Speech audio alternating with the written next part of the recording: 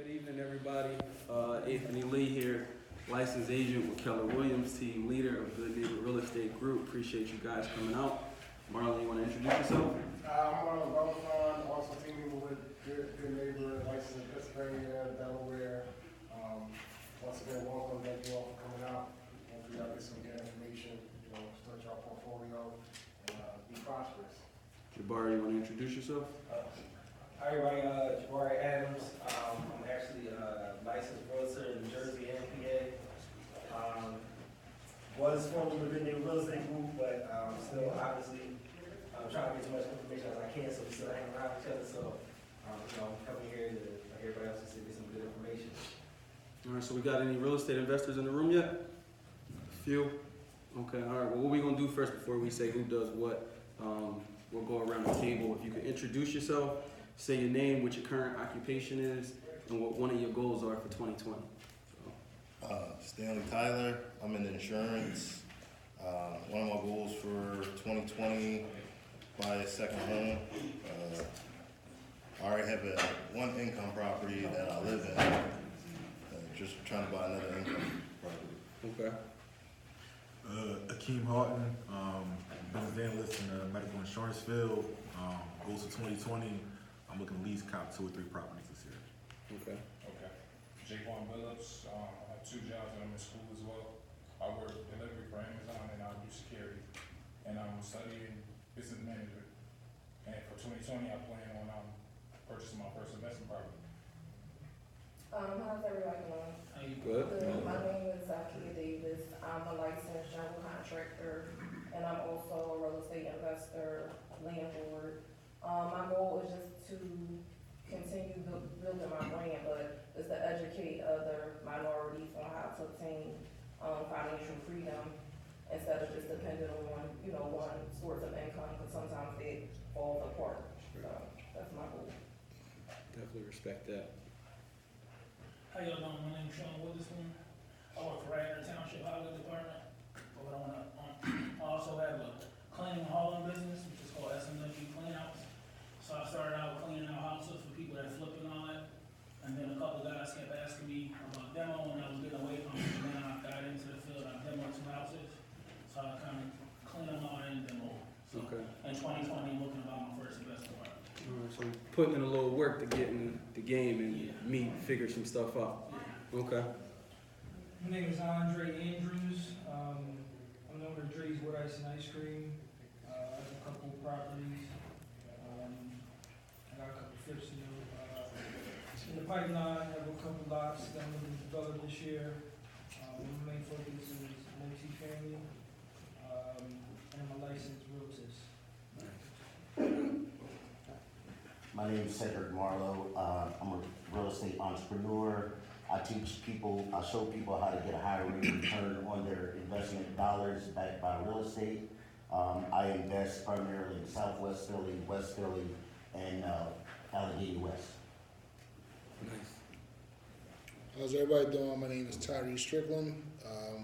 I'm an electrical contractor, licensed electrical contractor in Philadelphia. I'm also a real estate investor. I own a couple of homes, landlord.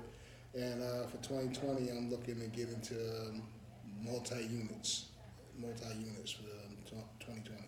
Okay. I didn't even think of anything. Well, just say what your name is and what you do. My name is Angel, and as of right now, I work in the Pearson shop. Okay. My name is Sharif Brown. I'm in school, freshman at Western University, Nice. taking up finance, and I'm looking to, get a little bit of idea of what real estate is, how to build, and how to make money off of it. Okay. Levar Clark, East House, work, investor, just looking to do a couple of Wholesale, right? Okay. We can touch on that. Okay. My name is Tori McLeod. I'm a teacher. My goal for 2020 is to get several streams of income. Nice. And if y'all could introduce yourselves, what you do, your occupation, name, and what your goal is for 2020. All right. My name is Andre Adams, real estate investor as well as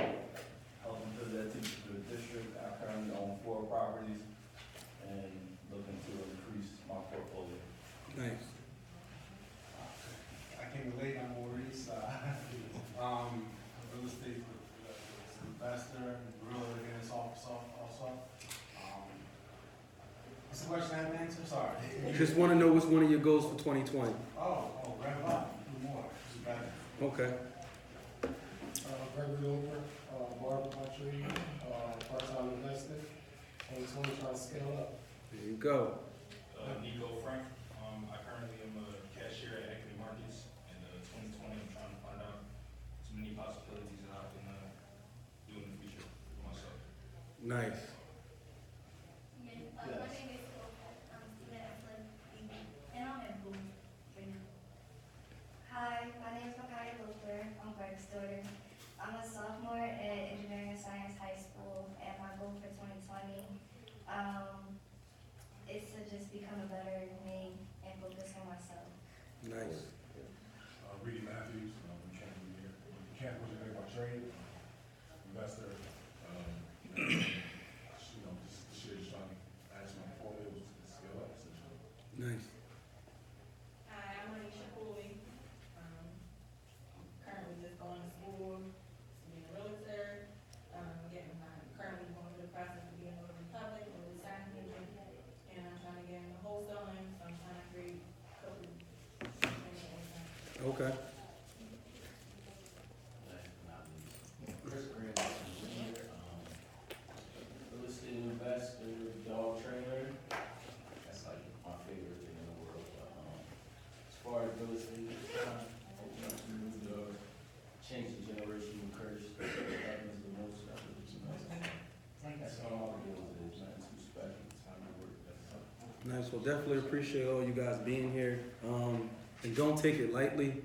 I think what all of you guys are doing is super dope. It's just a matter of putting the pieces together. I think that's like at least for me starting out, that was the hardest thing. It's still kind of hard, but that's why we want to keep creating these platforms and networking with each other so we can put the puzzle together. With that said, we want to introduce Levar, owner of Bear & Company, local guy from the neighborhood like the rest of us, but he's doing what he said he wanted to do in changing the game. So let's let Levar introduce himself and tell us a little bit about himself. I appreciate you bringing me on this platform. I wouldn't say changing the game. I always say I'm a small guy. So my thing is, if I constantly say that I'm small, I always got something to strive for. Nice. So at the end of the day, you just always got to go to the next level. But at the end of the day, I'm just a real estate entrepreneur. Usually when I've done these type of speaking engagements, I typically try to tell people what I'm good at. So that way we can kind of focus questions on that. Okay. So what I'll do is, since you got a board, and I want to say yes, but honestly, I've never used it. oh, you never use it. All right, well, we're going to give it a shot today. Is the poll still on there? So,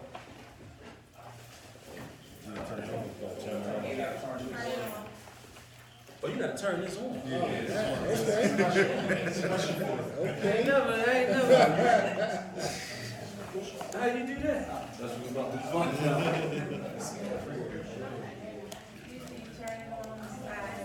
Is it a button on the side? Come on, Lee. Come on, Lee. I got something for you. How he never used it? I just used the projector. Hey, you play to your strengths.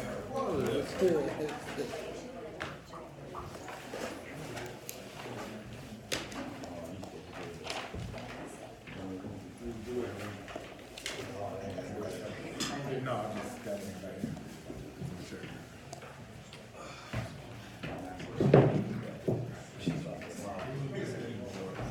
So what about, like, you got to drop, you got to, man, that's what we gonna do.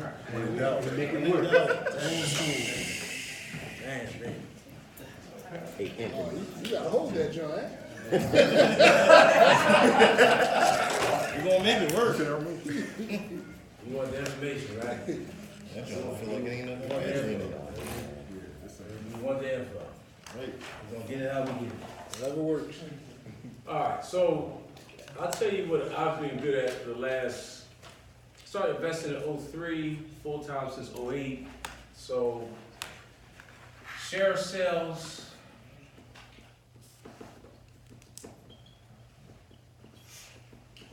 I would say rentals, wholesaling,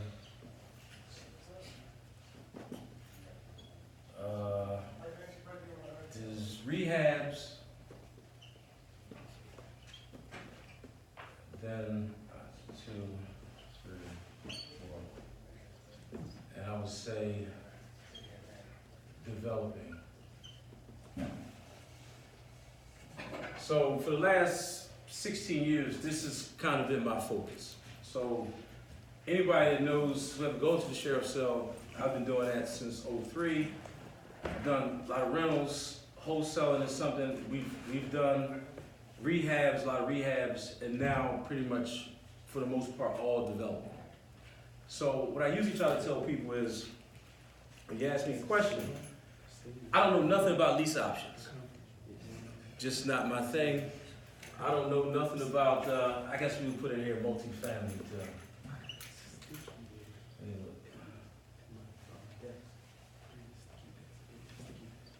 Anything else in regards to other parts of real estate? That's not pretty much been my focus. So these are pretty much my focuses, which is a good core base. You can ask me any question on this, I'll probably give you the answer to it. So to give you my quick story, I started out in '03. So when I graduated from school, it was like December 2001. You can take this down now. You ain't gotta hold up. So that was like 2001. So when I come home, I'm getting Black Enterprise magazine sent to the house. I'm living back home with my mom. So I'm back in the back room that I grew up in on a twin bed. Late at night, 2, 3 in the morning, looking at Black Enterprise magazine. And it's basically saying that you need to invest your money, you need to do this, you need to do that. I was always one to flip this, flip that. And anybody that know me in college, I was the college barber. I did all the things like that. So what it told me was I needed to start investing my money because I had a lot of cash. I didn't have too much debt. I had a car that was free and clear. And so what I started doing was I started saving my cash up every week, and someone said, you need to go put it somewhere. And I started going to the sheriff's cells. Going to the sheriff's cells, basically every week I would get up, get the book, go through the list, and try to find something to buy, right? So I'm gonna give you one thing about the sheriff's cells. The first house that I bought, which was like December 2002, I actually had to give back, right? I put down $700. I was ghost buying. Anybody ever go to the sheriff's cells? You ever heard this term, ghost buying? That means you didn't do the legwork.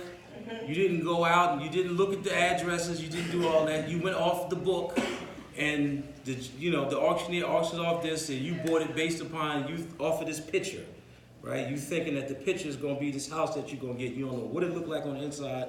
You don't know what the block looked like or nothing. Well, I did that the first time, right? I put down $700. I'll never forget it. It was a house up in Logan. So put down $700 before I spent the rest of the money. I go up there with a friend of the family. He say, all right, we're going to try to see if we can get in. Come to find out they had tenants in it. So we had squatters in the spot. So the first crib I got squatters in the spot. We knock on the door. I lied to the guy. I give him the slip. I say, look, I just bought it, even though I didn't buy it. I bought it. I said, look, I just want to see what I bought, see what's going on. He run me through it.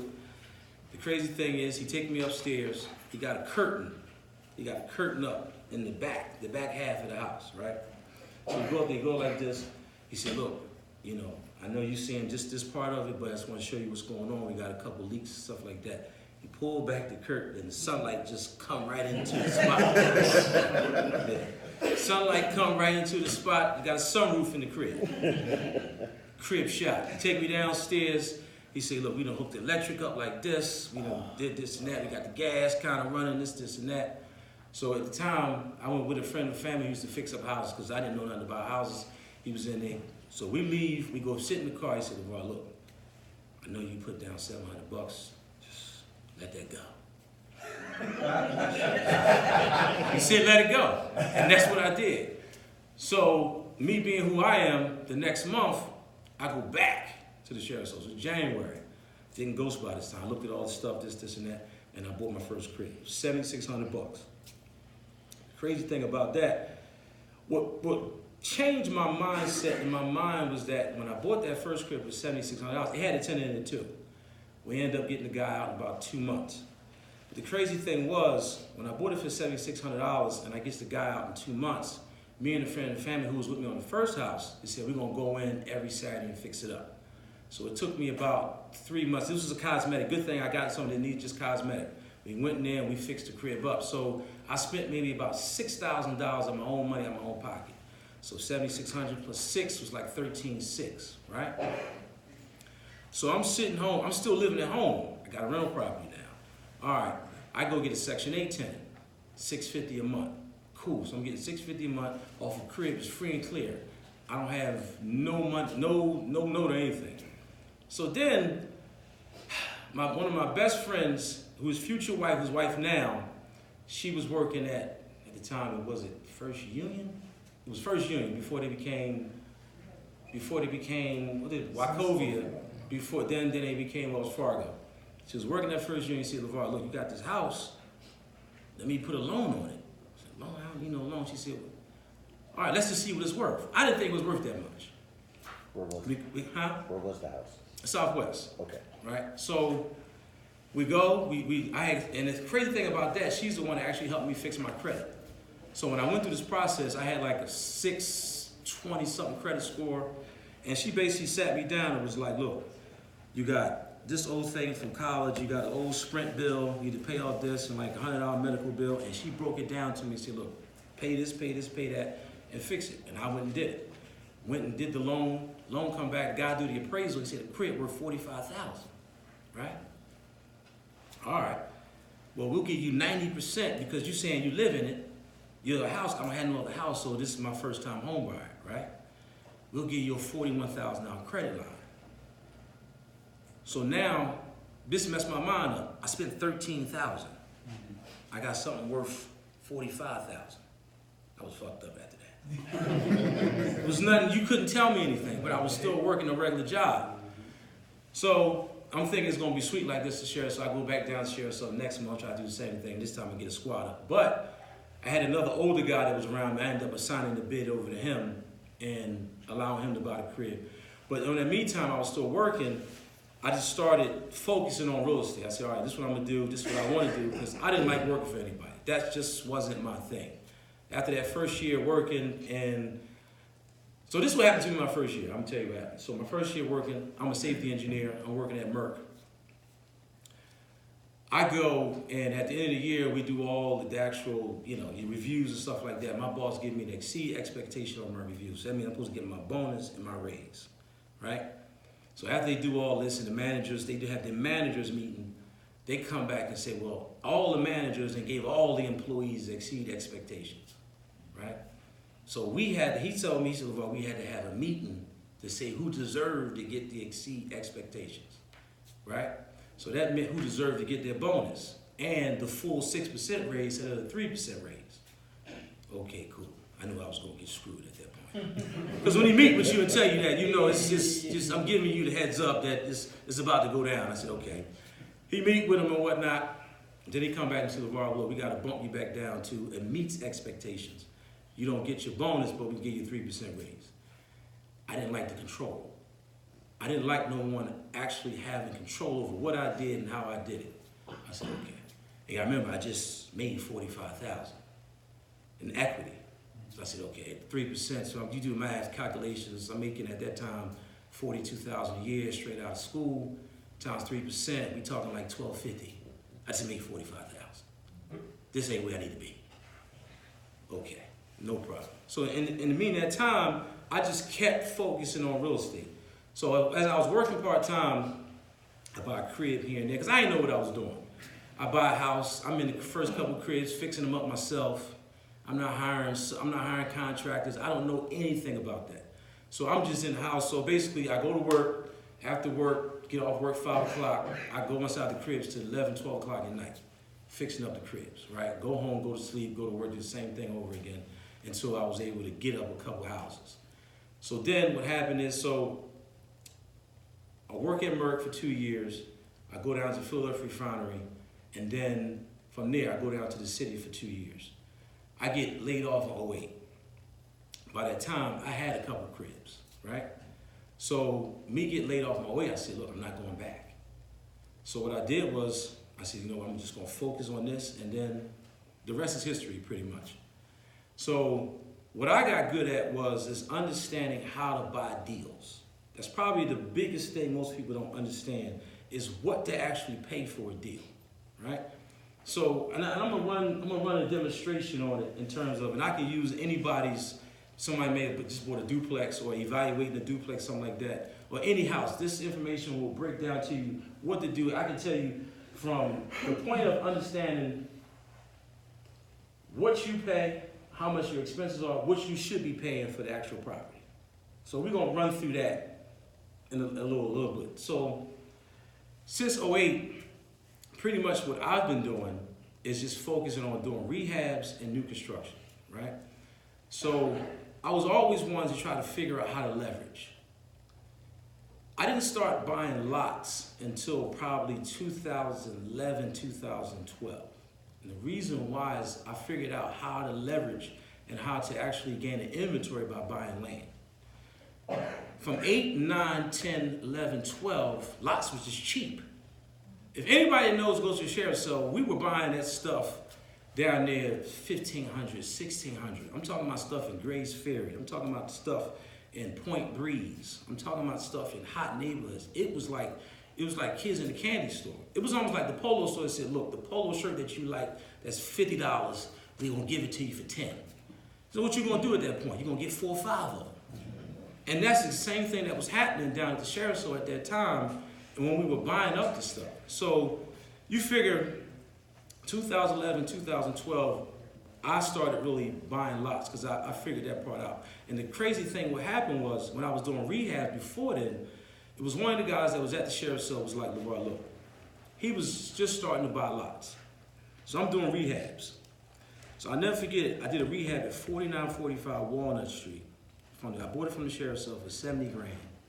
I ended up getting a loan with East River Bank, and at that time we could get loans on tax sales from the bank immediately from the sheriff's cell without waiting a year like you have to do now. So I paid 70 grand for the house. I bought a crib. I renovated, so now I'm kind of tied up with my money, right? I paid 70 grand because now I got to wait till I get through the renovation to get that 70 grand back, right? So he pulled me to the side. I was like, well, look, you know, I know you paid 70 grand, it's a good deal, whatever, and I know you're gonna make some money on it. But this same 70 grand at the time, it was lots around there for 10 to 15,000. They weren't ready to build, but you could have bought them and held them and wait till the neighborhood is ready to build and then come back. So he said, well, look, this is what you do. You pay 70 grand, you renovate it, you make what you're gonna make from it, then you take half of the money for another project and the other half to buy lots. Start building up your inventory, right? So now when you start building up your inventory, now you start projecting what you're gonna have for years to come. That's the biggest thing I see now with people buying properties, that once they get into a project, they're trying to work on their next project, right? How do you be able to leverage to where you have your system kind of lined up to where you can kind of say, I know what I'm doing this year, I know what I'm doing next year, I know what I'm doing in the year after, because I took the time to build up my inventory, right? My biggest problem was learning how to build, right? So we had to get over that hurdle, was actually how do you pop a foundation in and actually go up and learn how to build? That was the biggest issue. There was other guys doing it, but they wasn't sharing the information. The biggest thing I see in our community is there's lack of information and there's lack of capital, right? You don't know what you don't know, right? If you don't know it, you just don't look for it. I've seen people be in certain neighborhoods and half of the block is a lot, right? It's one house, they focus on the house. They skipping over the dollars to fight for the pennies. The lots were more valuable. But the fact that they don't know how to build basically puts them mentally out of that space of saying we should be able to actually go in and buy the lots up, right? And understanding what a lot is, the zoning code, stuff like that. But the thing is, the crazy part about it, you do know. Because if you ever buy a house, a multi-family house that's an RM1 or anything like that, and you try to convert it, you know I can get this by right, it goes off of what the land says you can do. That's the same thing. You start off with the land at the end of the day anyway. So most people just don't understand it. But getting back to what I did was, so I started buying lots and understood that I could build an inventory knowing that the market at one time was going to get hot, right? Knowing that the market was going to basically get to a point to where inventory was going to get low and everybody was going to start fighting over this stuff. And that's pretty much what's going on now. people overpaying for product, people, you know, it's just too much going on to where it's like, all right, you got to start acting like a chipmunk. And when it's summertime, you go get all your nuggets up and take them back up in the tree and store them. So that's what I was doing for like the last 5-6 years. Was just storing and storing and storing. I'd do a job here, make some money, do a couple rentals here, but I would sell something, take all the money, because I was the type, if I made 50, 60 grand, 70 grand, 80 grand, 100 grand, I was the type, I spend it all. It was cheap. You had to go back down to where we was getting it from and actually going through and buying everything up, because that was the only time you was gonna be able to do it, all right? So we did that and built up an inventory, but then I got to a point of understanding what do I need to do in terms of development and putting a plan in place to actually start development. And that's pretty much what I'm doing now. And we're pretty much to a point where it's like, I know what I'm doing this year, I know what I'm doing next year, I know what I'm doing the year after. So I can sit back now and just look at the market and say, let me pick what I want to buy if I want to buy it. And you want to get yourself to a point to where you have a choice, and you've got to a point to where I can choose what I want to buy, what I don't want to buy, all right? And understanding that at the end of the day, you don't have to buy anything. Warren Buffett said in one of his documentaries, he said, real estate is like standing in the batter's box and waiting for the right pitch to come. You don't have to foul out. There is no, you know what I mean? Just wait till the right one come by and hit it out the box. I tell people all the time, go to the sheriff's sales. It's 1,400 properties a month that comes through that sheriff's sale. They got four main sales: Linebarger, tax sale, it's the GRB sale, and it's a mortgage foreclosure sale. And it's just a bunch of properties coming through, right? You don't have to buy anything. And this happens every month. So if you sat down and wait, you could buy what you want if it comes at the right price. I tell people that all the time. So that's something I think, but that's a general idea of what I've done. I like to focus things on what I know people want to hear and to help them. So I usually try to ask, look, what do you want to know? And I can just break it down to you. So I'm gonna jump in with you. Yeah. So for people starting out, would you say is, where should you start? Should you start residential, or should you jump straight into the development and the lots? Residential. And the reason why I would say residential is because you don't have enough experience and information to jump right into building. The one thing with new construction is that you gotta have an architect in place, you have to have a lender in place, and you gotta know what you're doing. So for being a developer, put it like this: you go to a bank, you bought the lot, you've never developed in your life, right?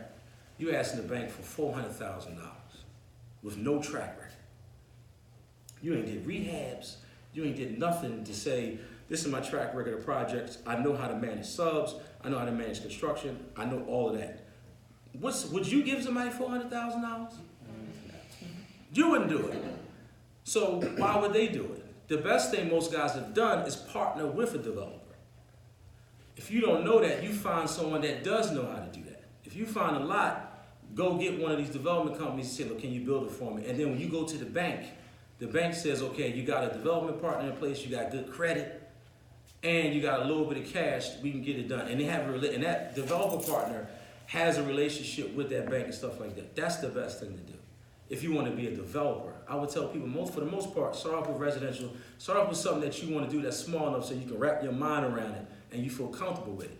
Because just because you see people on Instagram, and it kills me nowadays, it's just everybody just making money, there's no problems, there's no nothing. It's a total lie. It's just, everybody got holes in the roof. It's a total lie, man. Everybody it's somewhere that joint is leaking. I know it, because I know I got holes in my roof. So don't believe, oh, we doing this, we doing that. Listen, it just don't work like that. Just the game is set up for you to have problems and issues. You got to decide whether this is what you want to do. And I say what to people, don't do it for the money. Do it because this is what you love to do. The money don't come. So residential, yeah. So residential, so starting out residential, use the FHA loan if you can, or go ahead and go to sheriff's sale, pay cash. Nah, if you got to make sure, first thing, work on that credit, man. Get that credit right. That's the best form of leverage. Make sure you try to get that credit score around 700 plus. You get that thing around 700 plus, you be able to go to a bank and get kind of what you want, right? So if you sitting around, I say save up 5 to 10,000. You got to have some money, right? And then go out, start doing deals. I'll tell people all the time, 'cause I did it kind of backwards. I didn't start wholesaling until later on, really. I would tell people in the beginning, the wholesale part of it is actually good. And the reason why, because you get a chance to start analyzing deals, right? The biggest thing is knowing what a deal is, right? Go out, try to look for properties, get them under agreement, and sell them to other developers, and then meet with a guy, because a developer, he's more focused on development. If you can build a relationship with the developer, you'll do good. But your biggest thing is you need to start understanding what a deal is, right? If you understand what a deal is, you know where to put your money in. And you get the fear out of it from that. What is a wholesaler? Because some people might not know what that is.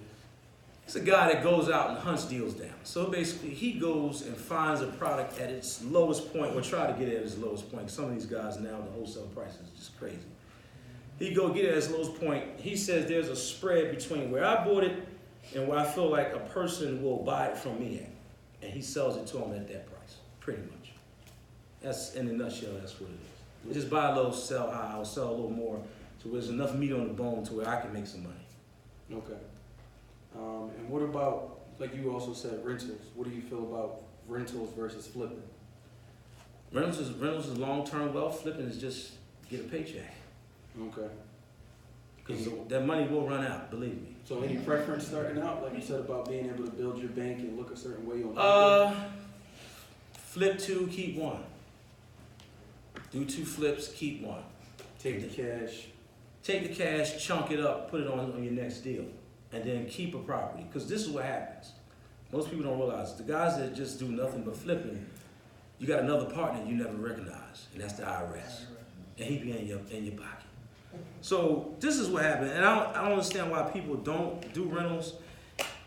When you get to a point of doing rentals, you actually help yourself on the back end from tax liability, right? They have this thing called depreciation, which is like a ghost expense. Anybody ever heard of depreciation? They basically say that the value of the home on paper will depreciate over time. I think for residential it's 27.5 years. So your tax account will depreciate the value of your property over 27.5 years, right? What that does is it's an expense on your sheet, which is a ghost expense. But it's from the assumption that once you renovate this property over time, the materials and everything will start to degrade and you have to put more money back into it. But what it does is actually help shelter some of the capital gains you will get from doing flips. So you get to a point to where you might have did a couple of flips and you got enough rentals, you might not pay no federal taxes. This is how some of these guys are actually, that's why a lot of the long-term guys have rentals, because they know that whole aspect of what happens when you shelter certain things with rentals. So when you talk about rentals, do you believe in the BRRRR strategy? Does everybody know what the BRRRR strategy is? No. So you buy the house, you rehab the house, you refinance it, and you repeat that same process. The BRRRR strategy is great. The problem is, I've seen with it is that most people are taking too much money out. So I'm trying to get 80% out. That's too much. You know, the house is not an ATM. Just keep some money in the deal, man. You know, I typically, when I first started doing rentals, I wanted to be all in for anywhere from 55 to 60%. So from when I bought it to when I renovated it, I wanted to be into about 55 at max 60% of gross rents. That's how I did my numbers, right? So when I refied, it was enough money, but I would keep that money in. What I would do was, instead of cashing it all out, get a credit line on the back end.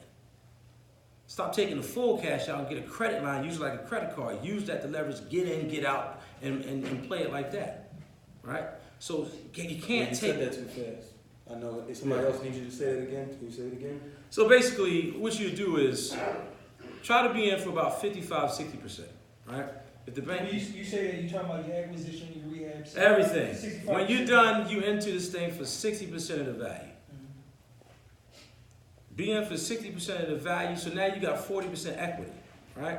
If you want to cash out, instead of doing a full cash out refinance where you take all of the money out, put a credit line as a second on it, right? So they say they may give you 75% loan to value, whatever your numbers end up being, you may get, you know, let's say of a $100,000 crib, you get 75%, so 75% of 100 is 75, you into it for 60, you get a $15,000 credit line.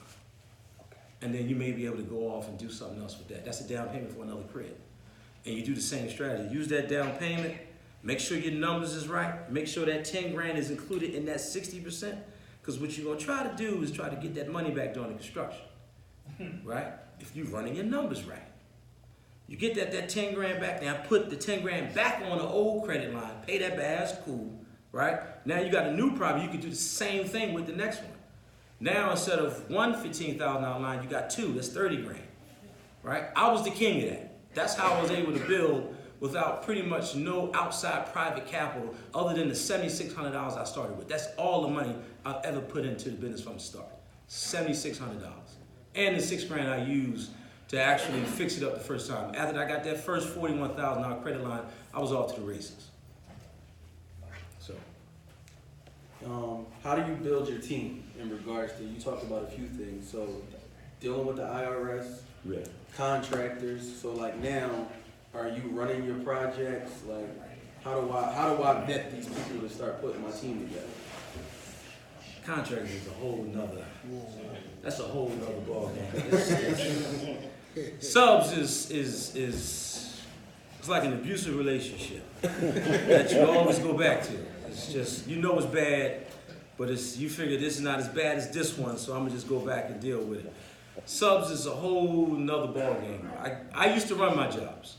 So I was the GC. I was out there every day in the truck, hiring all the subs, stuff like that. And then I got to a point I said, you know what? I'm fighting these guys too much. It was a consistent fight every day. This is the thing. When they know that this is your job and you're the one controlling the check, it's a different level of understanding with which y'all got a different relationship. So when I walk up on the job and say, look, man, you know, the wall is jacked up, you ain't finished. Well, man, I'll come back tomorrow and finish it. Man, this, and that. See, I know even around this time, this Jingle Bell season, right? He trying to get to this week, trying to get that Christmas money up. So it's like, he trying to hurry up and finish me off and get some money out of me, even though he not done. I'll hit it on Monday. You're not coming back on Monday. You're going to get drunk over the weekend. I know that. This is what's going to happen. So, but you know the fact that I'm the owner and I'm the one paying you. You're going to have those issues. So what I did was I got off the job site. I had to hire someone to actually be on the job site so that I could have that in between to where I'm not there all the time. But subs is just, you know, you got to find good subs. You got to work with them. You're going to deal with the issues. You're going to deal with the problems. It's just a part of the business. Anyone who's ever done rehabs know that subcontractors and contractors are just, you know, they can be their own thing. And what other key people would you say that are important on your team? Property manager, if you're doing rentals. I know some people want to self-manage. Anyone I know that does self-manage, I know you got a headache. December this is the month that I know I have the biggest problem with our tenants. There's always something wrong around Christmas time, but if you go in the house and do an inspection, the Christmas tree is to the top of the ceiling, and they got everything spread out on it, but you know, they can't pay the rent until after a certain time, but this is to the tax money coming. Oh yeah, this is about that time. I got you. Right. This is about that time. So I would tell you, if you're gonna do rentals, a property manager, have somebody else in place. If it's your first couple, manage it yourself so you know how the process go. If you want to be in the wholesale business, you know, help you get a buyer, get someone else to help you doing that, all that legwork that comes with that. At the end of the day, to do anything and get your time back, you're going to have to hire people in place. Focus on what's most important to you and then periodically add people to it. I started off doing everything. I was the guy running around doing the deals. I was the guy running around with the contracts, and I found that I was working 7 days a week, 12, 14 hours a day, and it was killing me. I said, I need to get some help. When we first started the actual wholesale business, I had to bring my cousin on, who's sitting over here. I brought him on. I said, look, we need some help doing this. And then I got to a point where I was having issues with the contractors. It was just too much in between. I had to bring a guy on for that. I always had somebody help managing the property. So I had to build people in place to actually get me off of that, and I didn't deal with that directly. Another thing is make sure you got a couple good attorneys. I got about 5 of them that I use. 2 zoning attorneys, I got a general counsel, and I got 2 other attorneys that do other stuff like conservatorships and, you know, filing petitions and stuff like that. So eventually you're gonna have to get good with an attorney because this thing is all legal. Title company is critical as well. A good title company that knows everything in the city, how to get certain things done is critical, so, yeah. And then in regards to finding deals, how did, like, you said now the market's changed from 2008, 2009. Like right now, would you say the market is saturated, and how you think people should be moving in a saturated market? You gotta do some work. You gotta go out and put the work in. At the end of the day, you're gonna have to, it's not as easy anymore to just say, let me just focus on let the wholesaler give me this, or let me get on trend. I haven't bought something. Matter of fact, I did buy something on trend earlier this year, but that was like, they didn't know what they wanted. They didn't know what they had. So going on trend is good, but there are just not a lot of deals on trend. I would tell anybody that you're gonna have to do the legwork. Go out and find out how to hunt people down. That's a big thing. Like skip tracing? Skip tracing, we've got deals sometimes where we've walked up to a property and talked to the neighbors knew who owned it, or the neighbors was the relatives. Okay. Right? I would tell people to go to the sheriff's cell. The sheriff's cell does so much for people they don't realize it. It's because you're in a spot to where you got, like I said, 1,400 properties a month coming through. That's deal flow that you don't have to pay for. Right? You got all these properties coming through. And if you don't understand what neighbors are hot, just watch when she says one address and everyone stands up in the room. Those guys that stand up and buy, at the end of the sale, come up to them and say, look, such and such, I'm a wholesaler, I'm this, and I'm trying to find some information. Some guys will talk to you, right? Spend $5, get that book, run through that book, all the addresses that is hot and everyone's standing up, find out where that's at, and then start working in them neighborhoods, right? Looking for the deals, because this is where everyone feels like they're investing their money, right? Some deals will slide through if you're going to buy something, but I would tell you there's a lot of information in that sheriff's cell, and these are your buyers. They talk about that buyers list, everybody, because people kill me with that. I got 10,000 people on my buyers list. Half the people ain't even vetted. I want real buyers. I want people that actually, when I send you something, they actually got money they can close. The guys in the sheriff's cell, a lot of times, they're buyers because you got to put down 10%. Right? A lot of people stay away from the sheriff's cell because you got to put down 10%. And you can't get it back. Once you come out your pocket and give it to the sheriff, I made a mistake, no, they're not giving that back. So, but the guys who are down there putting down 10%, the guys that are doing it on a consistent basis, they're buyers. Get with those guys. So, how do you tackle fear? So like you said, you started out doing a couple residential deals and then you started scaling up. So like, what was one of the things, or how did you work on that mindset to get through? You're gonna die anyway. You're going to die. That's guaranteed. That's guaranteed. Okay. I'm going to die. So you might as well. You might as well do it. Okay. I mean, it's like, think about it. It's like you got, time is going past. I remember 10 years ago when we was doing it, I felt different. Now I was like, damn, I gotta start scaling this thing. I gotta start going bigger because time is gonna run out. I know dudes that, you know, it's crazy. I know a couple of developers that, one in particular, which I'm not gonna mention no names, and I knew him when he first started. And he passed away. And they was at the height of what they were doing.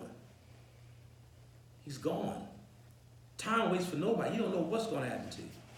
So that, I'm gonna work out tomorrow, I'm gonna do this next year, do it now, man. Time is gonna go. So if this is what you wanna do, this is what you wanna focus on, just go ahead and do it, because like I said, we're gonna die anyway. Me knowing that I'm eventually going to leave, or I'm gonna eventually get to a point to where at 75, 80 years old, am I gonna still run around doing how I'm doing it now? No. So I know that if I don't do what I wanna do now, I'm gonna regret that on that deathbed, because it's like I should've did it then. So for me, that fear part of it's like, all right. And some parts is me, I'm the type of person that I'll jump off the cliff and build an airplane on the way down.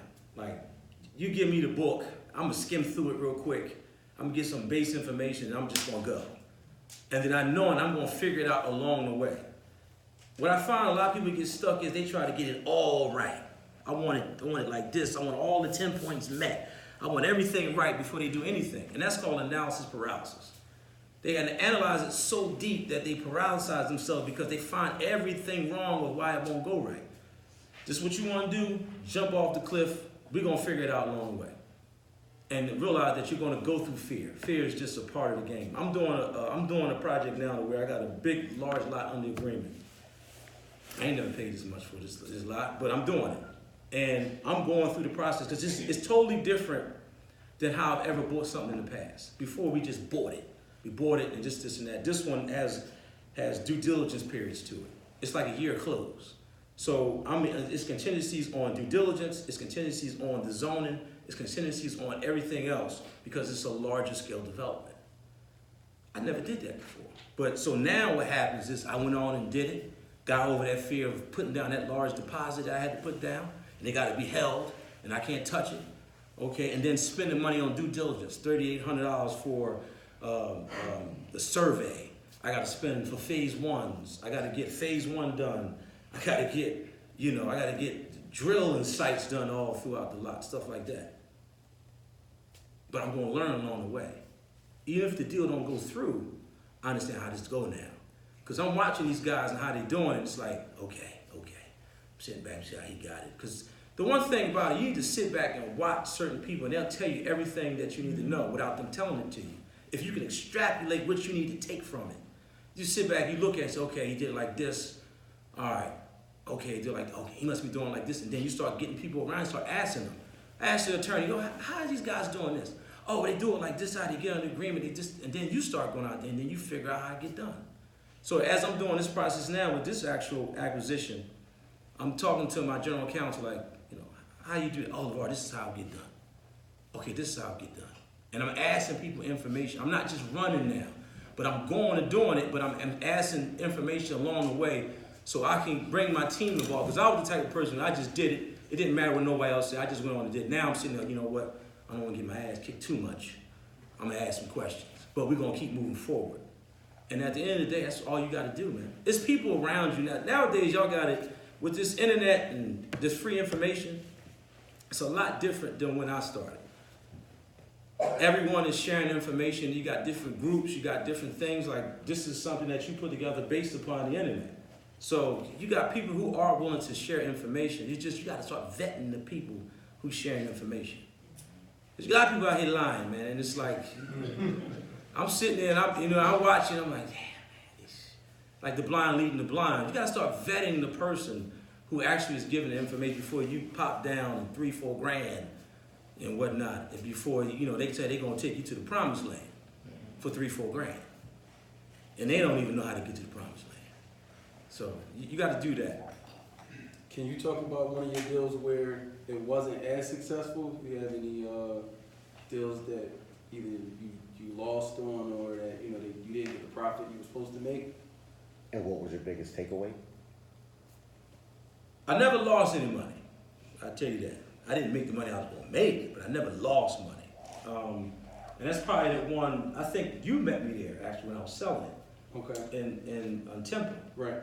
I did a property. This is crazy. So this had to been. I bought that property in 2014 in North Philly, off of 19th and Norris. All right. So let me tell you what happened. So from like 12, 13, I'm in West Philly going crazy. Like I couldn't lose anything I touched. It was right. The money was everything. I had the contractors popping and everything. A friend of mine said, well, I got this deal in North Philly by Temple. You go ahead and buy it. I go look at it. I'm at 19th and Norris. I lied to you not. Them jokers was right there.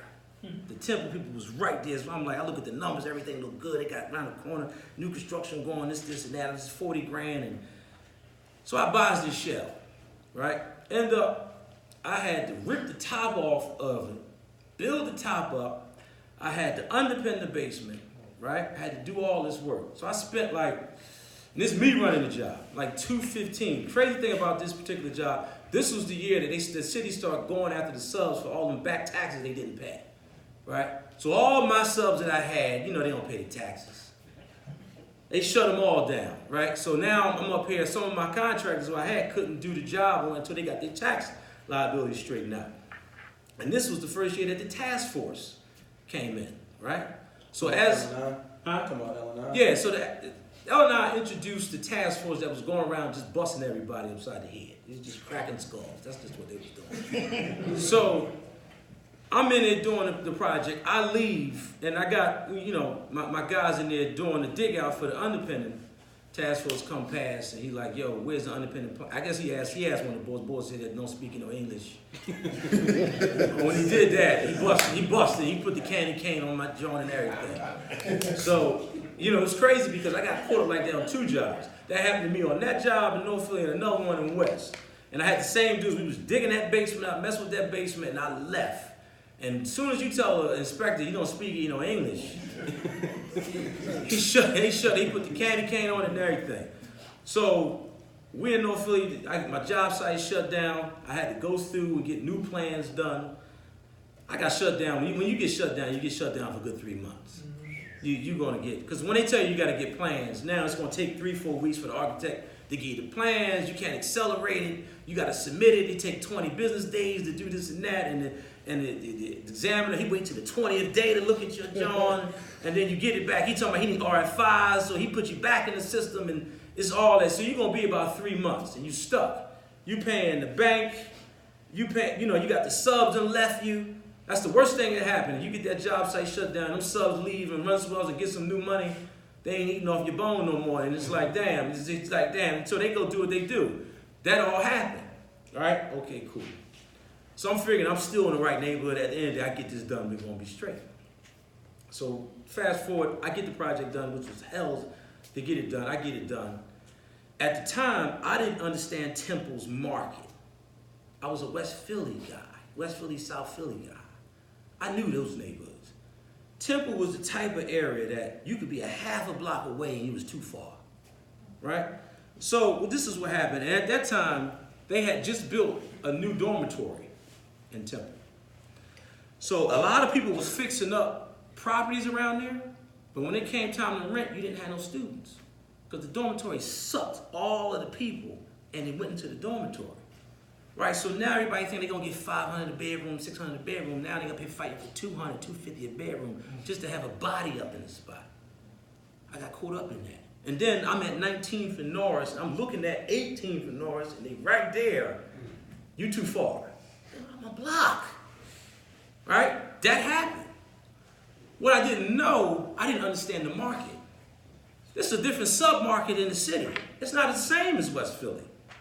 I ended up having to get Section 8 tenants in there, which, you know, they did what they did to it. They put their stamp on it, and it's cool, you know. Because, you know, you get a certain type of tenant, they got to bring it down to their level. No matter how good the property is, when they get into it, look, we got to bring it down where we feel comfortable. They took it down to where they felt comfortable. So, you know, but I was able to rent it out for that time because this was not something I was going to keep as a rental. This was a sell project.